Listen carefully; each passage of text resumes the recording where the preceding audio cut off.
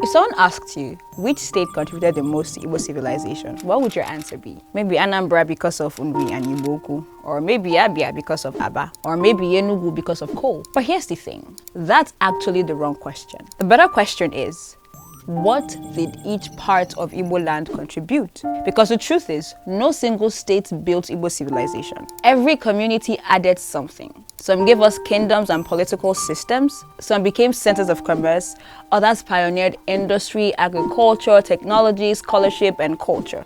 Each one played a role.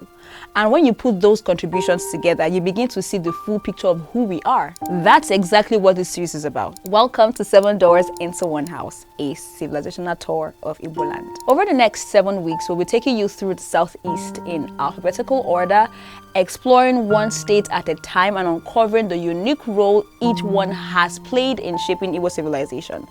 This isn't about ranking states or deciding who is more important. It's about appreciating how every part of Igboland has helped build the house we all belong to. Along the way, we'll explore ancient archaeological discoveries, powerful kingdoms, thriving markets, industries that transformed economies, remarkable people, and traditions that have survived for centuries. By the end of this series, we hope you walk away with a deeper appreciation of our shared history and maybe even discover a few stories you've never heard about before. So if you love Igbo history, culture, and the stories behind the people, places, and traditions that shaped us, you are going to enjoy this journey. New episode drops every week, so subscribe to Voice of the East, turn on notifications, and invite someone to come along for the ride. Our first stop is Abia State.